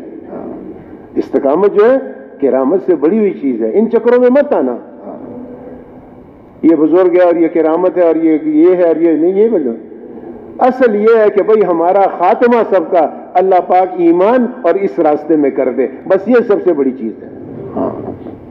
یہ کرامت سے بڑی ہوئی چیز ہے۔ اور حدیثوں میں آتا ہے جس کا مفہوم یہ ہے کہ اللہ کے راستے میں نکلنے والوں کی دعائیں اللہ پاک ایسے قبول کرتے ہیں جیسے بنی اسرائیل کے انبیاء علیہ السلام کی دعائیں۔ وہ تو عام مومنین کے لیے ہے، بکھرے ہوئے بالوں والا غبار آلود جس دروازے پہ جاتا ہے اس کو دھکا لگتا ہے، اندر باپ موجود ہوتا ہے اور بیٹے سے کہتے ہیں ان کو کہہ دے کہ گھر میں کوئی نہیں ہے، اور یہ سن کے اور یہ جو ہے تو واپس ہو جاتے ہیں کہ کوئی بات بھی نہیں ہے۔ بکھرے ہوئے بالوں والے غبار آلود جس دروازے پہ جاتے ہیں ان کو دھکا لگتا ہے۔ اگر یہ اللہ پہ قسم اٹھا لے کہ اے اللہ ایسا کر دے، اللہ اسی وقت کر دے۔ یہ عام مومنین کے بارے میں یہ بات ہے، مبلغین کو تو اللہ پاک نے اس میں اور بھی خصوصیت عطا فرما رکھی ہے۔ ابو جہل بدبخت جو ہے اس نے اتنی ذلت کا مظاہرہ کیا، اس نے کہا یہ لوگ ہم ان کو چھوڑیں گے نہیں، آج ہم ان کو نہیں چھوڑیں گے، آج ہم ان کو ختم کر کے رہیں گے۔ کمبخت کو پتہ نہیں تھا کہ ان کے ساتھ دعوت کی وجہ سے اللہ ان کے ساتھ ہو چکے ہیں، اور اللہ کا مقابلہ کوئی بھی نہیں کر سکتا۔ اللہ کتنی بڑی ذات ہے۔ اللہ تو وہ ذات ہے، حضرت فرماتے تھے سامنے دریا اور پیچھے جو ہے نا فرعون، سامنے دریا پیچھے فرعون، لیکن دائی جو ہوتا ہے نا وہ متاثر نہیں ہوتا۔ بس اللہ ہمیں دائی بنا دے۔ ایک دفعہ ہمارے بزرگ ہیں تو مجھ سے فرمایا کہ ہمارے مرکز میں ایک بھی دائی نہیں ہے۔ میں نے کہا جی آپ دائی کس کو کہتے ہیں؟ تو انہوں نے عجیب جواب دیا، انہوں نے فرمایا دائی وہ ہوتا ہے جو اللہ کے علاوہ کسی سے اثر نہ لے، یہ دائی۔ سارے انبیاء علیہ السلام دائی تھے۔ جب پیچھے فرعون آ گیا، آگے دریا آ گیا، تو بنی اسرائیل نے یہی کہا نا ہم تو پکڑے گئے، لیکن موسیٰ علیہ السلام دائی تھے۔ موسیٰ علیہ السلام نے کیا فرمایا؟ کلا ان معی ربی سیہدین، ہرگز نہیں، بالکل نہیں۔ ایسے مطمئن تھے موسیٰ علیہ السلام، نہ میرا اللہ میرے ساتھ ہے، اللہ میں راستہ دے گا۔ ایک منٹ پہلے دریا، پیچھے فرعون، ایک منٹ میں آگے راستے بنے ہوئے، بنی اسرائیل اور موسیٰ علیہ السلام پار، اور فرعون اور اس کا لشکر کا آخری آدمی جب دریا میں، اللہ نے حکم دے ایک منٹ پہلے کیا اور ایک منٹ میں۔ اللہ کی تو وہ ذات ہے ایک منٹ میں سب کچھ کر سکتی ہے، اور ایک منٹ کیا، اللہ تو ایک سیکنڈ سے کم میں سب کچھ کر سکتی ہے۔ دعوت کے اندر یہ کمال ہے، متاثر نہیں کرتی، اور دعوت کے ساتھ اللہ ہے۔ اور سارے انبیاء علیہ السلام کو اس کا استحضار تھا کہ اللہ ہمارے ساتھ ہے، اس لیے وہ نہ نمرود سے متاثر ہوئے، نہ فرعون سے متاثر ہوئے، نہ شداد سے، نہ حامان سے، نہ مشرکین مکہ سے، کسی سے متاثر نہیں ہوئے۔ آگے صحابہ بھی دائی تھے، وہ بھی نہیں متاثر ہوئے۔ ایسا ساری دنیا کو پلٹ کے رکھ دیا کہ جہاں دنیا میں چلے جاؤ آپ کو مسلمان ملیں گے، جہاں پر آپ چلے جاؤ دنیا میں آپ کو صحابہ کی قبریں ملیں گی۔ یہ دائی تھے یہ لوگ، اور کلمے کی دعوت دینے والے تھے۔ ان کے دل ایمان سے لبریز تھے، بھرے ہوئے تھے، جیسے وہ پیالہ بھر جائے اور اس سے کوئی چیز گرتی ہے باہر، اس طرح ان کے دلوں کے اندر ایمان داخل ہو چکا تھا۔ اور ایمان کے اندر یہ صفت ہے کہ مخلوق سے متاثر نہیں ہونے دیتی، وہ صرف اللہ سے متاثر کرتی ہے۔ ان کے چھوڑیں گے نہیں ان کو۔ ان کا خیر ہے کوئی بات نہیں، ابو سفیان نے کہا کوئی بات نہیں ہے یار، اپنے رشتہ دار ہیں، اگر کر لیا ایسا تو کیا ہوا، ہم بچ کے ہی نکلے۔ ان کے نہیں سوال ہی پیدا، آج نہیں چھوڑیں گے ان کو۔ حضرت فرماتے تھے کتابوں میں لکھا ہے کہ انہوں نے ناچنے والیاں بھی ساتھ لے لی، اور اس کے ساز کے سامان بھی لے لیے، اور شراب کی بوتلیں بھی ساتھ، جشن منائیں گے آج۔ یہ لوگ یہ جو ہے یہ مکے کے لوگ، یہ ان کے کھانے کے لیے، ان کے پاس پہننے کے لیے نہیں ہے، ان کو کیا پتا تھا ان کے پاس کیا ہے، ان کے ساتھ اللہ ہے۔ اللہ تجھے پتہ چل جائے گا۔ آپ صلی اللہ علیہ وسلم ساری رات، جب آپ صلی اللہ علیہ وسلم نے دیکھا یہ تو 1000 کا لشکر آ گیا، اور سب جو ہے لیس، تلواریں اور نیزے اور ڈھار اور گھوڑے اور زرہ اور لوہے کے لباس، تو پھر آپ صلی اللہ علیہ وسلم نے صحابہ کے ساتھ مشورہ کیا، پوچھا بھائی کیا رائے ہے؟ تو عمر رضی اللہ کھڑے ہوئے، آپ صلی اللہ علیہ وسلم نے بٹھا دیا، پھر پوچھا بھائی مشورہ کر لو، کیا مشورہ ہے؟ اب تو ہم تو آئے تھے روکنے کے لیے اور یہاں تو 1000 کا لشکر آ گیا۔ تو پھر ابو بکر رضی اللہ تعالیٰ عنہ کھڑے ہوئے، آپ نے ان کو بھی بٹھا دیا۔ پھر حضرت سعد رضی اللہ تعالیٰ عنہ کھڑے ہوئے، انصار مدینہ جو تھے ان کے سردار، انہوں نے کہا اللہ کے رسول شاید آپ جو ہے ہماری زبان سے کچھ سننا چاہتے ہیں۔ اصل میں بات یہ ہے کہ جب آپ صلی اللہ علیہ وسلم مینا کے اندر دعوت دیتے تھے تو اس میں آپ صلی اللہ علیہ وسلم کی دعوت میں یہ تھا کہ کلمہ پڑھ لو اور مجھے اپنے ساتھ لے جاؤ اور میری مدد کرو تاکہ میں اللہ کا پیغام سہولت کے ساتھ لوگوں کو پہنچا سکوں. تو یہ ایک چند لوگ آئے تھے، 72 تھے غالباً اس وقت. تو انہوں نے معاہدہ کیا، 2 عورتیں تھیں، 70 آدمی تھے. تو ان آدمیوں نے عورتوں سے کہا کہ تم چلو مدینے کی طرف، ہم حضور صلی اللہ علیہ وسلم کے ساتھ معاہدہ کر کے آتے ہیں. تو عورتیں چلی گئیں. ان 70 مردوں نے حضور صلی اللہ علیہ وسلم کے ساتھ معاہدہ کیا. اس معاہدے میں یہ بات تھی کہ ہم آپ کو لے جاتے ہیں، ہم آپ کی مدد کریں گے، اگر مدینہ منورہ پہ آپ پہ کوئی حملہ کرنے کے لیے آئے گا ہم اس کا مقابلہ کریں گے. یہ معاہدہ ہوا. اچھا، یہ معاہدہ جب کرے تھے حضرت عباس رضی اللہ تعالیٰ عنہ آ گئے، جو حضور صلی اللہ علیہ وسلم کے چچا تھے، اس وقت مسلمان نہیں ہوئے تھے. تو انہوں نے جب یہ بات سنی تو انہوں نے، اس وقت اس کا نام یثرب تھا، مدینہ منورہ کا نام یثرب تھا. انہوں نے کہا یثرب والو یہ تم کیا کر رہے ہو؟ انہوں نے کہا کیوں، کیا بات ہے؟ تو وہ کتاب میں لکھا تھا کہ عباس نے فرمایا اگر اس آدمی کو تم لے گئے مکے والے تم پر حملہ کریں گے اور تمہیں تیروں میں رہنا پڑے گا. یہ لفظ لکھے ہوئے ہیں، تمہیں تیروں میں رہنا پڑے گا. اب سنو یثرب والوں نے کیا جواب دیا. یہ چند گھنٹے کا ایمان ہے، چند گھنٹے کا ایمان. اللہ ہمیں بھی ایسا ایمان نصیب فرمائے. انہوں نے کہا دیکھو عباس سنو ہماری بات، ہم نے اس کے کہنے پر اللہ پر ایمان لائے اور اس کو اللہ کا نبی ماننا. اب ہم اس کو اپنے ساتھ لے جاتے ہیں. اگر مکے والے ہم پر حملہ کریں گے تو سنو، سب سے پہلے ہم مردوں کو قتل کریں گے، پھر اس کے بعد ہماری عورتوں کو قتل کریں گے، اس کے بعد ہمارے بوڑھوں کو قتل کریں گے، اس کے بعد ہمارے بچوں کو قتل کریں گے، اس کے بعد اگر اس شخص تک پہنچ گئے تو پہنچ گئے، ہمارے جیتے جی وہ اس کو کوئی نقصان نہیں پہنچا سکتے. یہ چند گھنٹے کا ایمان ہے. محمد الرسول اللہ صلی اللہ علیہ وسلم. عباس سے بڑے متاثر ہوئے. انہوں نے کہا اچھا اتنا بڑا عزم ہے تمہارا، اگر تمہارا یہ عزم ہے تو ٹھیک ہے، اس شخص کو اپنے ساتھ لے جاؤ. اب جب یہ معاہدہ کر کے واپس آئے تو یہ عورتیں جو ہے ایک منزل سفر طے کر چکی تھی. منزل میرا خیال ہے 18 میل کا ہوتا ہے، مجھے پکا یاد نہیں، 18 یا 22 میل کا ایک منزل سفر ہوتا ہے. اب یہ ایک منزل سفر طے کر کے اس جگہ پہ پہنچے جہاں پر وہ 2 عورتیں تھیں. انہوں نے کہا معاہدہ کر لیا؟ انہوں نے کہا ہاں کر لیا. عورتوں نے پوچھا کیا معاہدہ کیا؟ تو مردوں نے ان سے کہا کہ ہم نے اللہ کے نبی کے ساتھ یہ معاہدہ کیا ہے، آپ مدینہ منورہ چلیں، ہم آپ کی حفاظت کریں گے، اگر آپ پہ کوئی حملہ کرے گا ہم آپ کے جو ہے ان کو جو ہے حملے کا جواب دیں گے، جنگ کریں گے ان کے ساتھ. انہوں نے کہا اور تو کچھ بھی نہیں. تو عورتوں نے یہ کہا کہ تم نے تو آدھا معاہدہ کیا ہے، پورا معاہدہ تو نہیں کیا. چلو چلتے ہیں پھر دوبارہ مینا اور اللہ کے رسول کے ساتھ پورا معاہدہ کرتے ہیں. انہوں نے کہا پورا معاہدہ کیا، اتنا سفر کر کے آگے. انہوں نے کہا نہیں. وہ عورتیں ان مردوں کے ساتھ پھر دوبارہ مینا میں آئیں اتنا سفر طے کر کے. ان عورتوں نے اللہ کے رسول سے کہا کہ اے اللہ کے رسول، ہمارے مردوں نے جو آپ کے ساتھ معاہدہ کیا ہے وہ تو آدھا معاہدہ ہے، پورا معاہدہ نہیں کیا. آپ نے پوچھا کیسا آدھا معاہدہ؟ اب یہ دیکھو یہ عورتوں کی بات ہے. اچھا یقین جانو ان عورتوں کا ایمان ہم سے بہت اچھا تھا. کیسے عجیب لوگ تھے، کلمہ پڑھتے ہی بدل جاتے تھے. بس آخر بس اللہ نے چنا ہوا تھا ان کو، اللہ نے کوئی نمونہ بھی پیش کرنا تھا اور حضور صلی اللہ علیہ وسلم کی صحبت بھی تھی، وہی بھی نازل ہوتی تھی، اس کے بھی اثرات تھے، ساری باتیں تھی. ان عورتوں نے جو ہے یہ یہاں سے شروع کیا.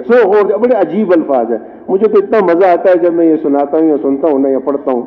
ان عورتوں نے کہا کہ اے اللہ کے رسول، جو دین آپ لے کر آئے ہیں یہ دین ایک نہ ایک دن سارے عالم پہ چھا کے رہے گا. ہم تو ذرا سی کوئی چیز دیکھی بس گھبرا گئے، یار کیا بنے گا. بھائی گھبراؤ نہیں، ابھی یہ دین جو ہے نا ہر کچے اور پکے مکان میں داخل ہو کے رہے گا، اللہ کے رسول نے کہا ہوا ہے. یقین ہے اس کے اوپر یا نہیں؟ خوف نکال دو سارے دل سے، کچھ بھی نہیں ہوگا انشاءاللہ اگر دعوت کا کام کریں گے تو. وہ تو پھر کرنے والی ذات اللہ کی ہے. اللہ کیسے کریں گے اب یہ ہمیں پتہ نہیں, وہ تو اللہ ہی کو پتا ہے, لیکن اللہ کر سکتے ہیں. انہوں نے کہا جو دین آپ لے کے آئے ہیں اللہ کے رسول, یہ دین ایک نہ ایک دن غالب ہو کے رہے گا. اب یہ عورتیں کہہ رہی ہیں, چند گھنٹے کی مسلمان عورتیں ہیں, اور اے اللہ کے رسول آپ کا گھر مکے میں اور بیت اللہ بھی مکے میں, یہ نہ ہو کہ جب دین غالب ہو جائے اور آپ ہمیں چھوڑ دیں اور آپ مکے چلے جائیں. ہمارے ساتھ یہ معاہدہ کریں, اگر اللہ کا دین غالب ہو بھی کیا آپ ہمیں چھوڑ کے نہیں جائیں گے, آپ ہمارے ساتھ یثرب میں ہی رہیں گے. آپ صلی اللہ علیہ وسلم کو اتنی خوشی ہوئی, آپ سے فرمایا میری زندگی بھی تمہارے ساتھ, میری موت بھی تمہارے ساتھ, اور میری قبر بھی تمہارے ساتھ ہی بنے گی. تو آپ صلی اللہ علیہ وسلم نے بدر کے میدان میں پوچھا, مشورہ کر لو بھائی, کیا مشورہ ہے؟ سعد رضی اللہ تعالیٰ نے کھڑے ہوئے, انہوں نے کہا اللہ کے رسول شاید آپ ہماری زبان سے سننا چاہتے ہیں تو سنیے. اگر آپ ہم سے کہیں کہ پہاڑ سے چھلانگ لگاؤ, ہم پہاڑ سے کودنے کے لیے تیار ہیں. اگر آپ ہم سے یہ کہو کہ سمندر میں کود جاؤ, ہم سمندر میں کودنے کے لیے تیار ہیں. جس کے ساتھ چاہے جوڑ دو, جس سے چاہے توڑ دو, ہم تو آپ کے ہو گئے.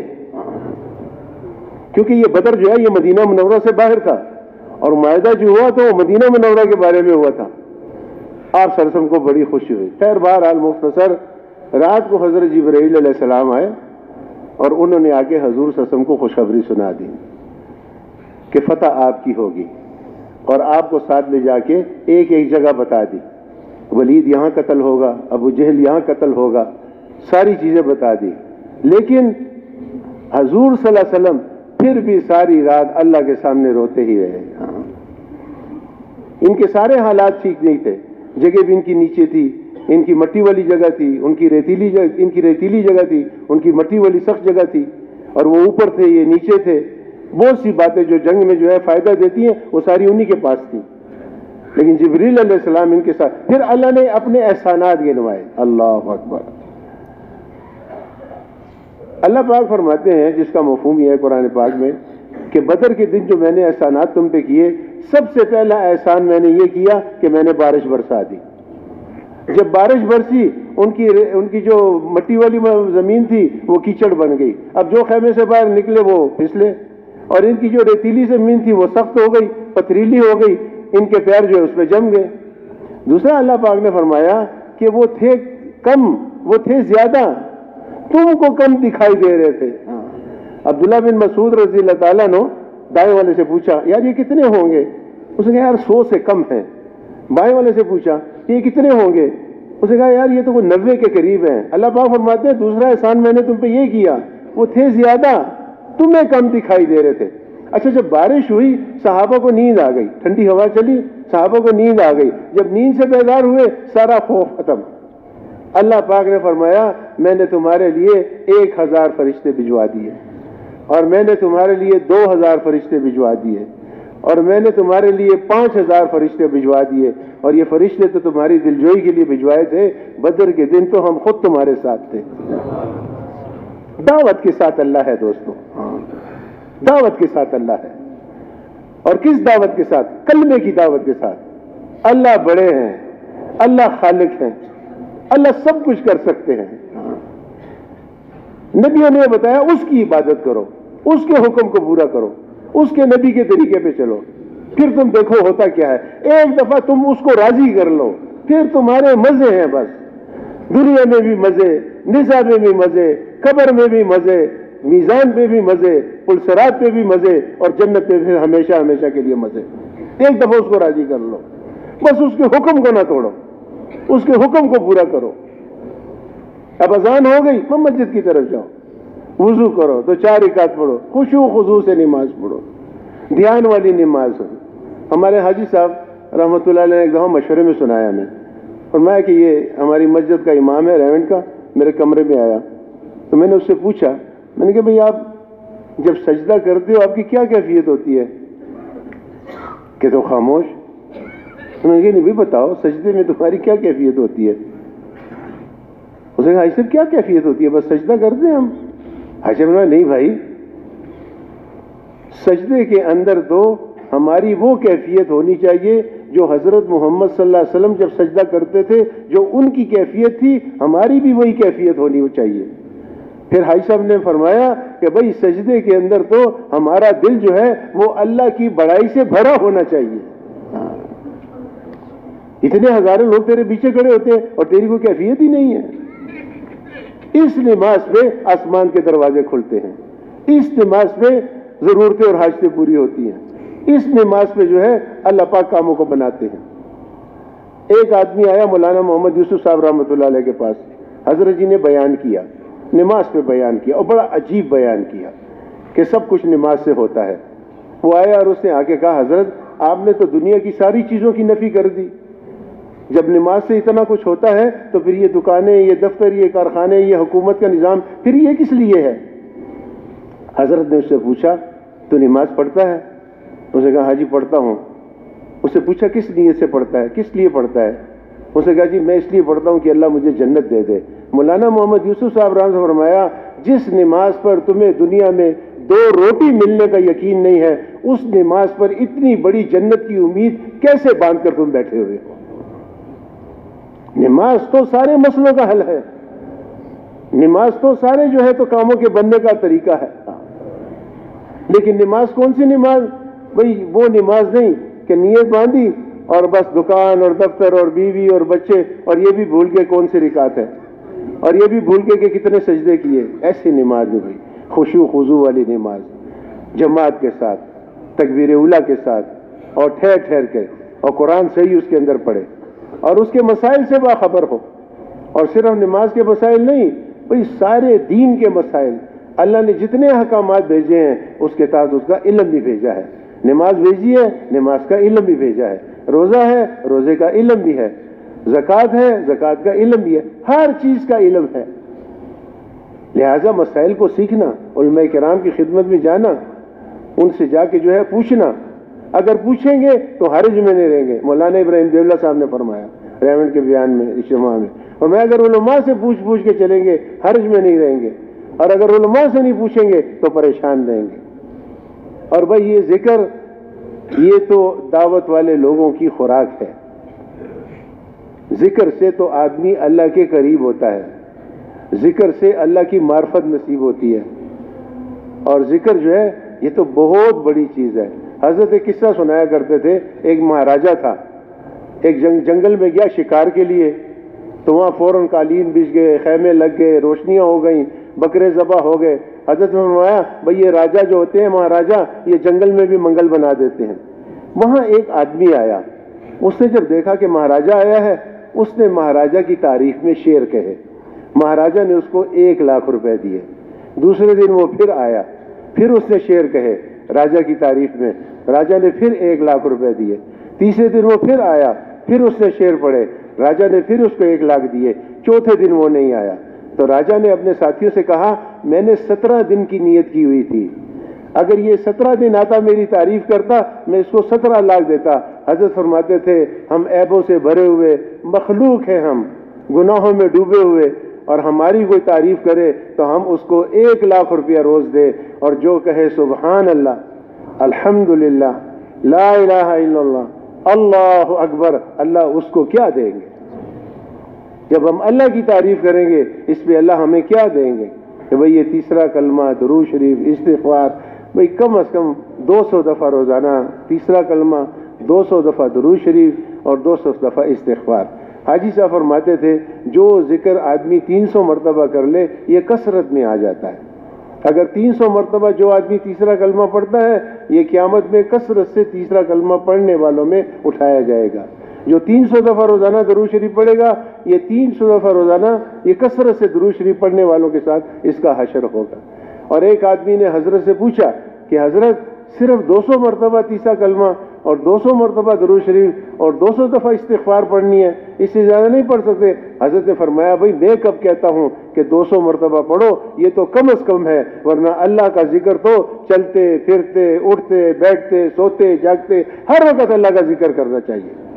اور یہ جو مسنون دعائیں ہیں بھئی یہ تو ایسی چیز ہے، مسجد میں داخل ہوئے کیا دعا پڑھے، مسجد سے نکلے کیا دعا پڑھے۔ ایک دم حاجی صاحب کے پاس گئے تو حاجی صاحب نے ہمیں بتایا، فرمایا میں آج یہ کتاب پڑھ رہا تھا، اس کتاب میں یہ لکھا تھا کہ جو کھانا کھانے کے بعد یہ دعا پڑھ لے، الحمدللہ الذی اطعمنا وسقانا وجعلنا من المسلمین، اللہ پاک اس کے اگلے اور پچھلے سارے گناہوں کو معاف کر دیتے ہیں۔ ایک دفعہ ابراہیم دیولہ صاحب نے ریونڈ کے اجتماع میں یا جوڑ میں مسنون دعاؤں کے بڑی فضائل بیان کیے، تو ان کا جو خادم ہے وہ حاجی صاحب کے پاس آیا، انہوں نے کہا جی مولانا ابراہیم دیولہ صاحب نے تو آج مسنون دعاؤں کے بڑی فضائل بیان کیے ہیں۔ حاجی صاحب نے فرمایا رحمۃ اللہ علیہ نے، بھائی ان مسنون دعاؤں نے تو قبولیت کا راستہ دیکھا ہوا ہے، یہ قبول ہے۔ اس لیے بھائی موقع موقع کی دعا، کھانا کھانے کی دعا، کھانا کھانے کے بعد کی دعا، رات کو سونے کی دعا، صبح اٹھنے کی دعا، اور یہ ساری دعائیں ہمیں پڑھنا چاہیے، مسنون دعائیں، اور قرآن پاک کی تلاوت، اور صبح سویرے جو یاسین شریف پڑھ لے، پھر سارے دن کے کام اللہ پاک اپنے ذمہ لے لیتے ہیں۔ اور سارے نوافل ہمیں پڑھنے چاہیے، تحیۃ المسجد، تحیۃ الوضو، صلاۃ التوبہ، صلاۃ الحاجہ، اور یہ جو عصر کی نماز سے پہلے جو 4 رکعت سنت پڑھ لے، اور عشاء کی نماز کے سے پہلے 4 رکعت سنت پڑھ لے۔ اللہ پاک فرماتے ہیں، حدیثوں میں آتا ہے جس کا مفہوم ہے، اللہ پاک فرماتے ہیں میں اس پہ رحم بھی کروں گا اور اس کی مغفرت بھی کروں گا۔ کتنی بڑی بات ہے بھائی کہ 4 رکعت پڑھنے سے اللہ کا رحم ہماری طرف متوجہ ہوتا ہے۔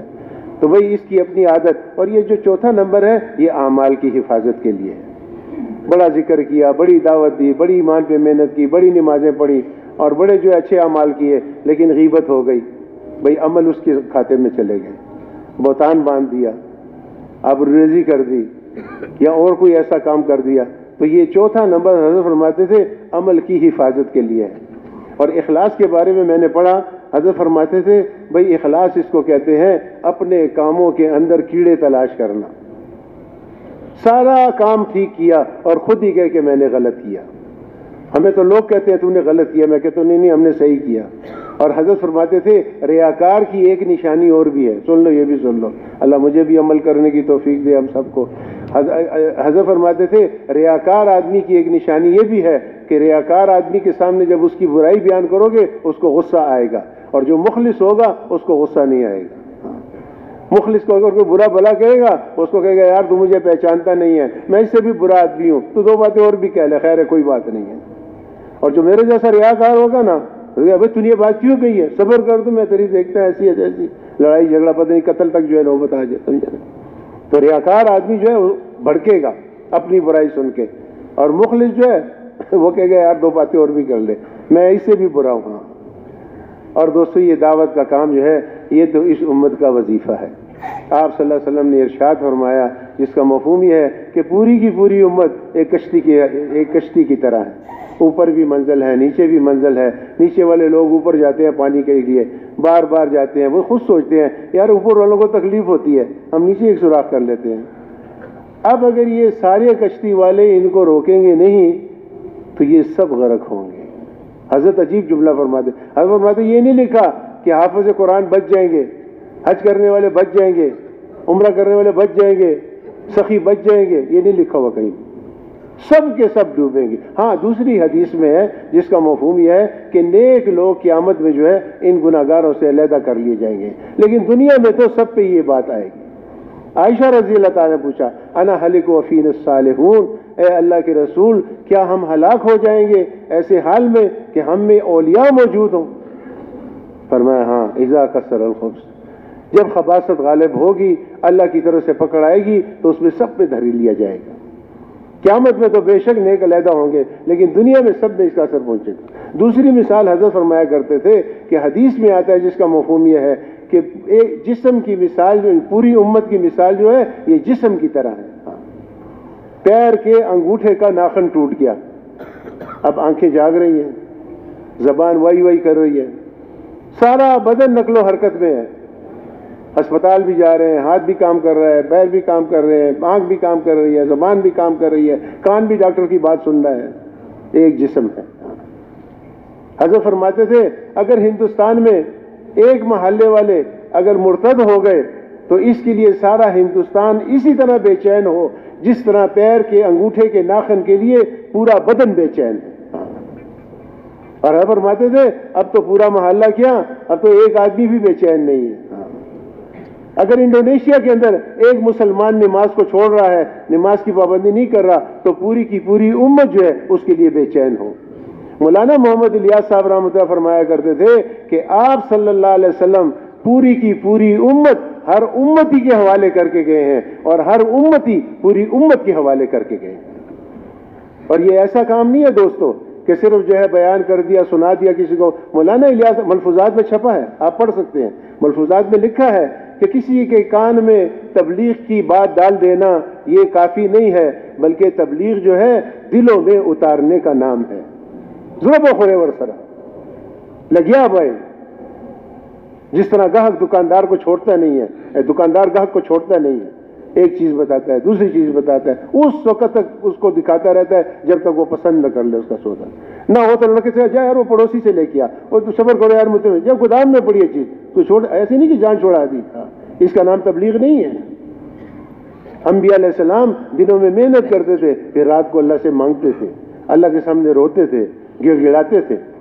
حاجی صاحب رحمۃ اللہ سنایا کہ ایک دفعہ میں حرم میں گیا تو مولانا انعام الحسن صاحب رحمۃ اللہ علیہ حتیم کی دیوار کے پاس بیٹھ کر رو رہے تھے، تو میں جا کے قریب بیٹھ گیا، میں نے کہا کیوں رو رہے ہو، کس کے لیے رو رہے ہو؟ فرمایا اس کے لیے رو رہا ہوں جس کے لیے آج رونے والا کوئی نہیں۔ نبی اپنی پوری امت کے لیے روتے تھے، ہمیں ان عیسائیوں کے لیے رونا چاہیے، ہمیں ان ہندوؤں کے لیے رونا چاہیے۔ حضرت فرماتے تھے اگر ہندو کے گھر میں آگ لگ گئی، اب مسلمان خوش ہوگا، ہندو کو اللہ ہدایت نہیں دیں گے۔ اور فرماتے تھے اگر ایک ہندو جو ہے مسلمان ہندو پہ ظلم کرے گا، ہم مسلمان کے ساتھ نہیں ہیں، ہم ہندو کے ساتھ ہیں، ہم ظالم کے ساتھ نہیں ہیں، ہم مظلوم کے ساتھ ہیں۔ آخر دین ہے جو اللہ نے نبی پہ نازل کیا، اور نبی نے خود بھی عمل کیا اور اس کے صحابہ نے بھی عمل کیا، اور اسی دین کو نبی نے اور اس کے صحابہ نے پوری امت کو پہنچایا۔ اس میں کوئی پارٹی بازی نہیں ہے، اس میں قوم پرستی نہیں ہے، یہ تو حق دین ہے، اور حق ہی جو ہے چلنا پڑے گا۔ صحابہ اس کو لے کے نکل گئے اور پوری امت کو پہنچا دیا۔ دیکھو صحابہ ایک راستہ بنا گئے، قربانیاں کر گئے، ہم اس راستے پہ چل رہے ہیں۔ اگر ہم بھی راستہ بنا دیں گے، ہمارے آنے کے بعد والے اس پہ چلتے رہیں گے۔ اگر ہم راستہ بنا کے نہیں جائیں گے تو جیسے دنیا میں حالات پیش آئے، یہ تو دعوت کی برکت سے اللہ پاک نے دنیا کو بدلا، ورنہ ساری دنیا میں کیا حال تھا؟ ہزاروں خاندان برازیل میں جو ہے مسلمانوں کے، اور وہ مرتد ہو گئے۔ یہ تو جماعتوں کے جانے کی برکت سے اللہ پاک نے۔ لیکن دوستوں میرے بزرگوں، مفتی زین العابدین صاحب رحمۃ اللہ فرماتے تھے کہ ایک بس جو ہے کیچڑ میں پھنس گئی۔ اب جو ہے ڈرائیور کہتا ہے بس والوں کو، سواریوں کو، بھائی ذرا نیچے اترو، ایک دھکا لگا دو۔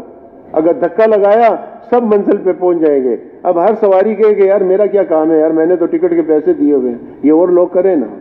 تو مفتی صلی اللہ الدین صاحب رحمۃ اللہ فرماتے تھے بس یہ سواریاں بھی رہیں گی اور بس بھی یہیں کھڑی رہے گی اور منزل پہ کوئی نہیں پہنچ سکے گا۔ اور اگر یہ سارے اتر کے تھوڑا تھوڑا دھکا لگانا شروع کر دیں تو انشاءاللہ یہ پہیہ جب اس کیچڑ سے نکلے گا تو پھر سارے بیٹھ جائیں گے اور سارے منزل مقصود تک جو ہے پہنچ جائیں گے۔ اسی طرح میرے دوستوں اور بزرگوں، یہ دعوت والا کام ہے۔ اگر پوری کی پوری امت اس کام کو اپنا کام بنا لے، آپ یقین جانیں کفر جو ہے وہ رہ ہی نہیں سکتا۔ باطل ایسے ٹوٹے گا، ایسے اس کے ٹکڑے ہوں گے کہ ہم سوچ بھی نہیں سکتے ہیں۔ وہ تو آپ صلی اللہ علیہ وسلم پھر تیر کے اشارے سے ایک ایک بت کی طرف اشارہ کرتے تھے اور اسے فرماتے تھے کہ بھئی تو گر جا، اور قرآن پاک کی آیت پڑھتے تھے اور وہ ایک ایک بت جو ہے بیت اللہ سے پھر خود نکل گیا۔ تو میرے دوستوں بزرگوں، یہ ہمارا کام ہے۔